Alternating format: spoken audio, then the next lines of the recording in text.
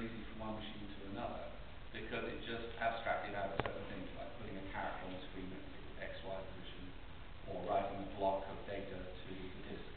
That's all it needed to know, and the rest of it could do itself.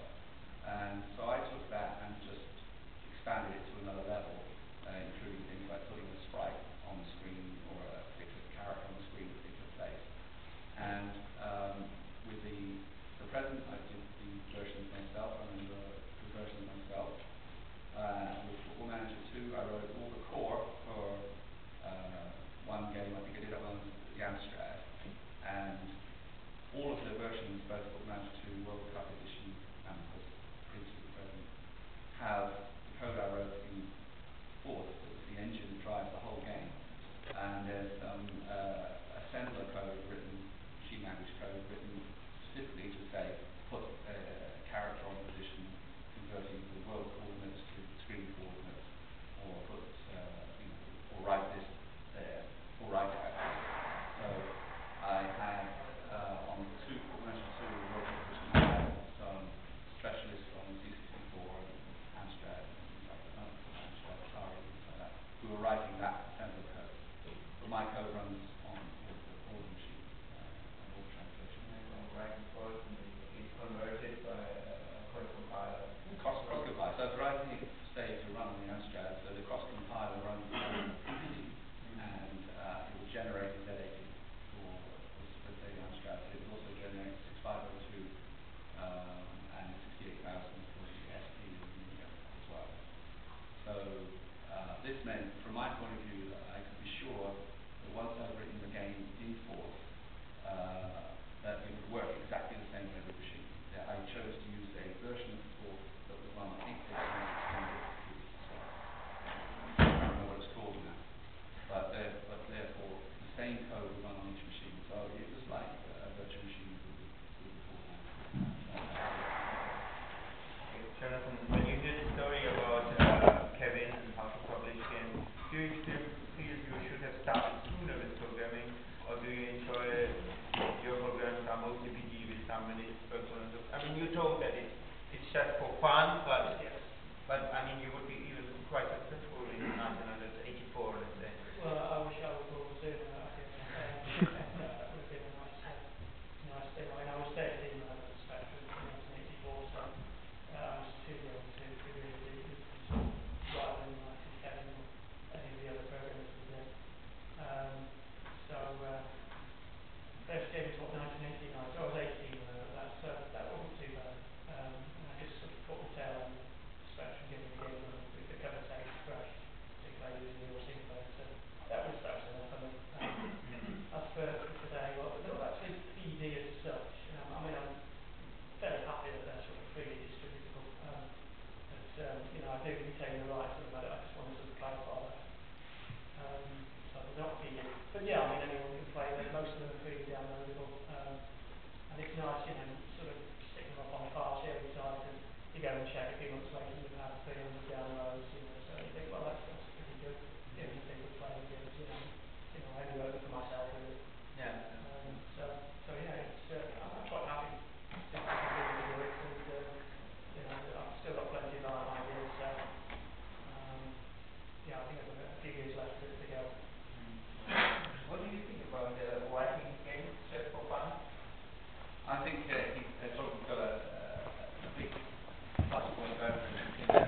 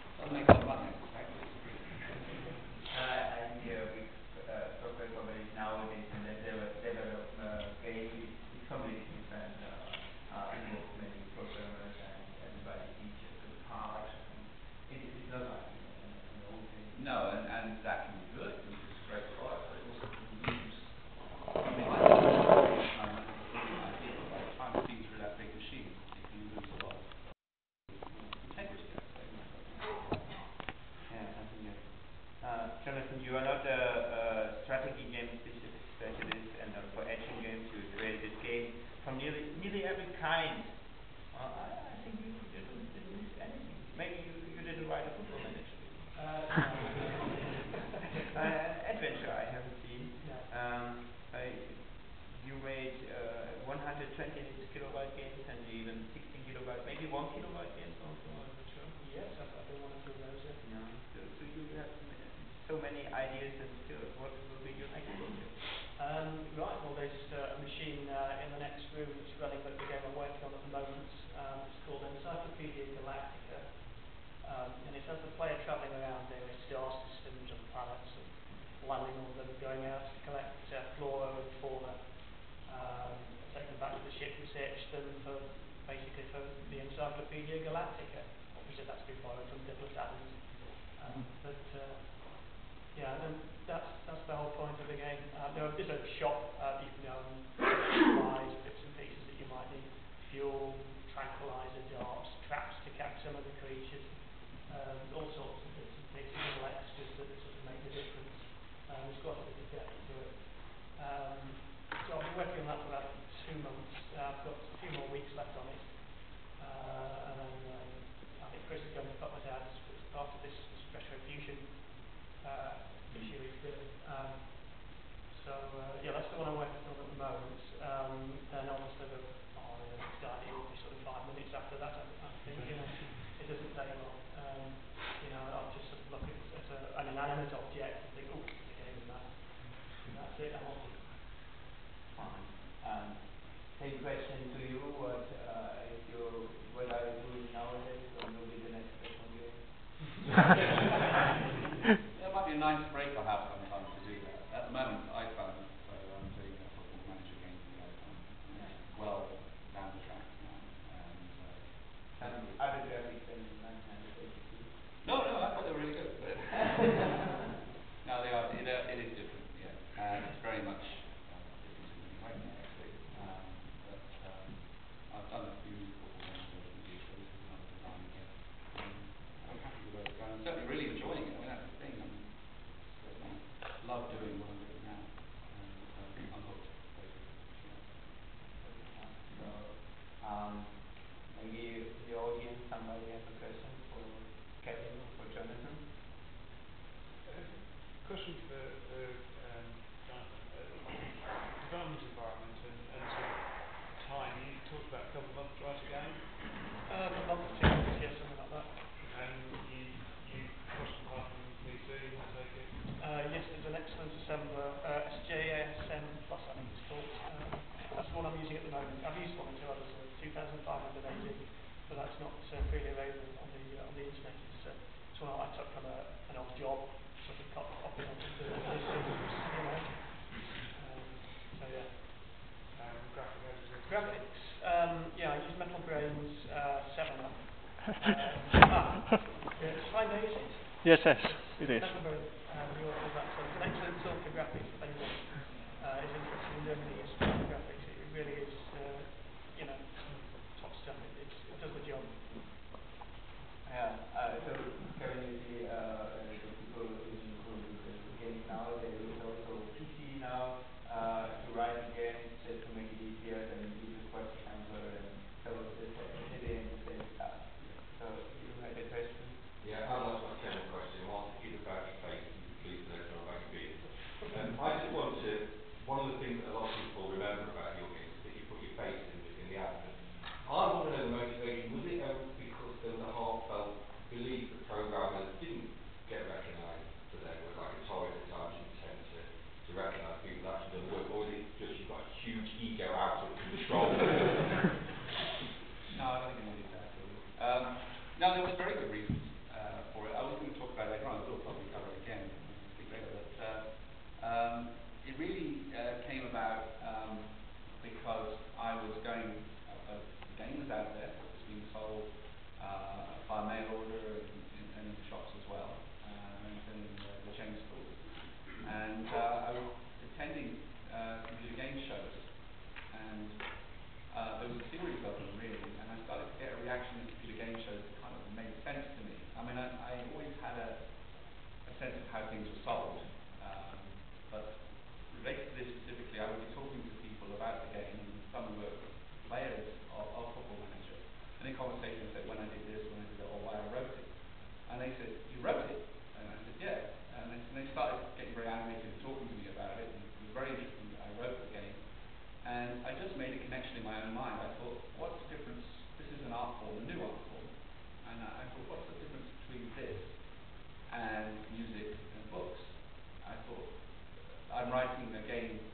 my style. I will continue to write to my style. And with music and books, you buy on the author. You're interested in who the author is. You don't care who publishes it. You don't care what the company behind it is. We care about the creative person who's writing it.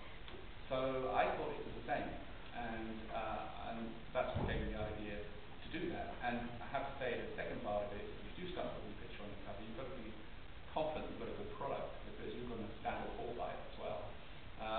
But that was the motivation behind it, and I believe for a long time that that's the way things should have gone. And over time, I think it's what people want. But I think very often the corporations that sometimes control this don't want it, because they want to pay people a certain amount and keep them in the back room, and not let them think they've got any importance creatively. That's a bit cynical, but to some extent it's true. And I just think it's more interesting to people, and I think people are, there's a style aspect as well. You want to, when you buy a book, you buy another by that author because you like the style of writing.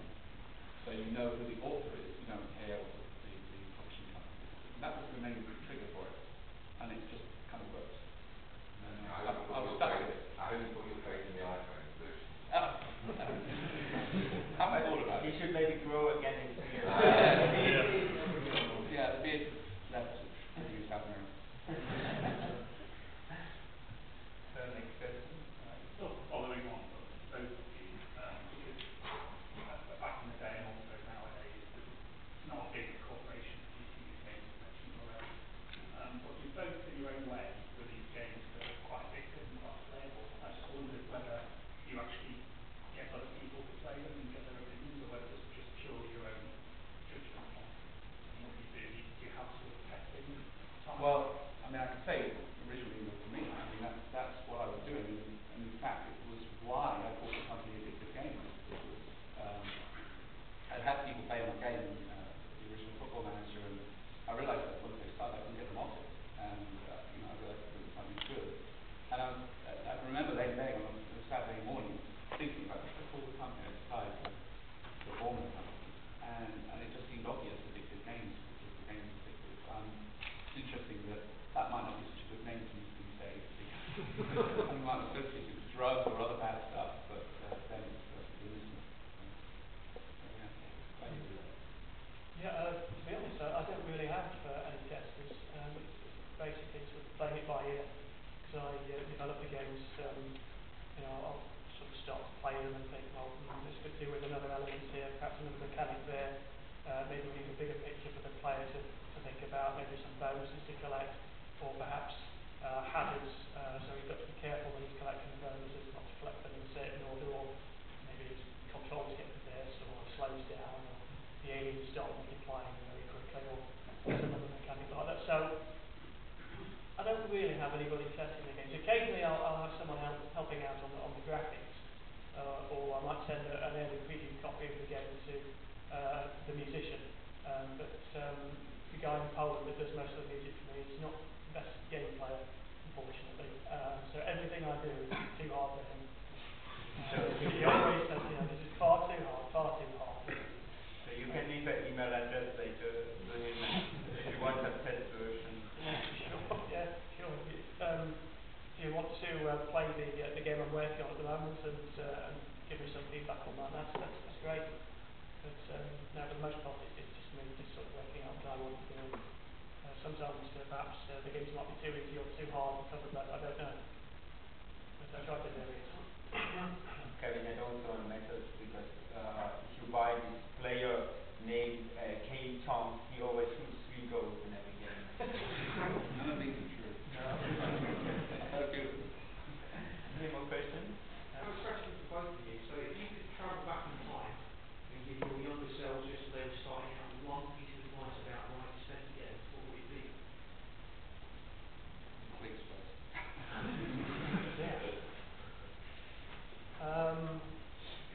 I think I'd probably want to travel back with the source code for one of the games I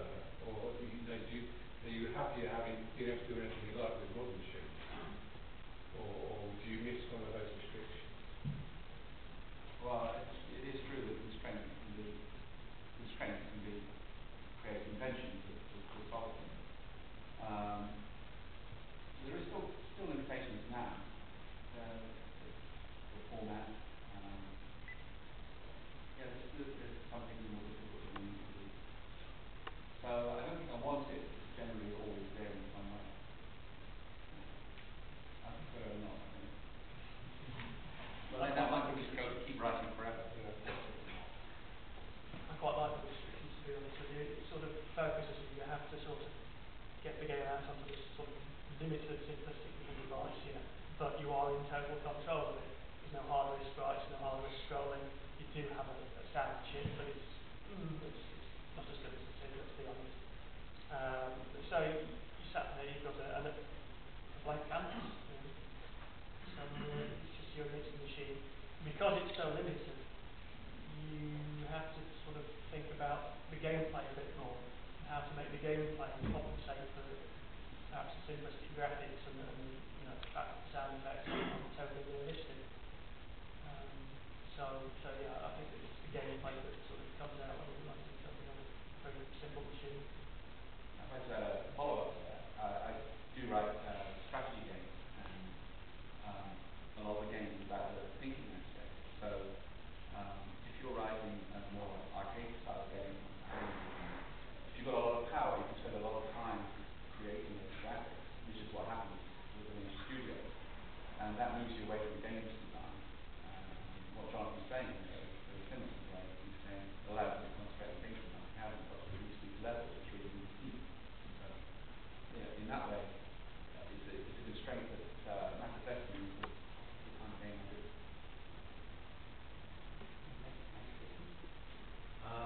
Well, my question for both of you.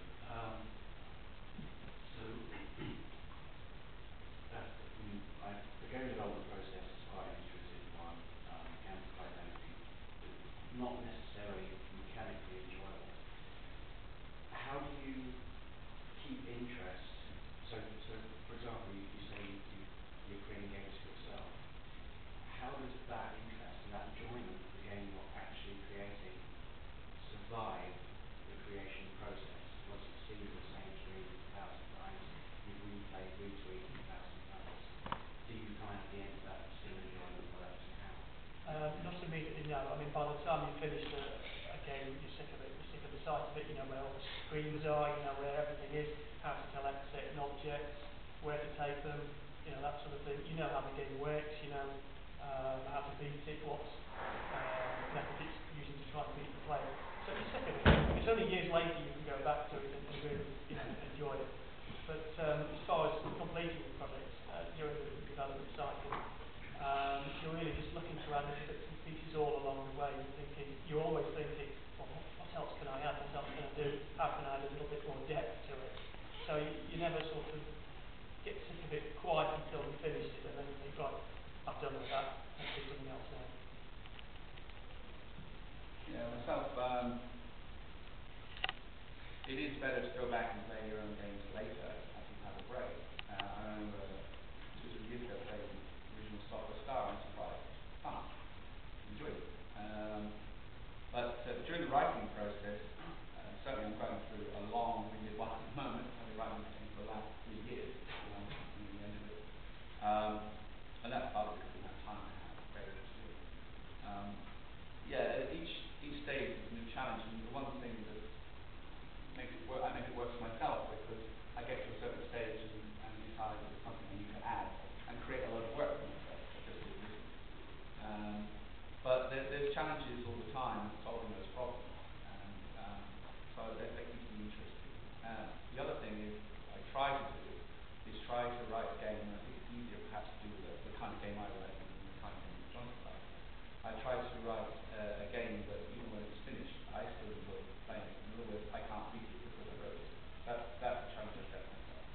So even knowing the algorithms doesn't help. That's what I try to do. Yeah. We're running a bit out of time, so we all start late. We will have our last question now, but Kevin, you are still here. Yeah. And Jonathan, of course, as well. So some more questions can be maybe asked in person later. Just now the last question, please. What other games from other coders or companies inspired you or favourites of yours? I suppose that the Stanford brothers, really. Some of the game designs they came up with early on in Spectrums, like the Cookie and Transam. I mean, they were classics. Jetpack as well was a very good one.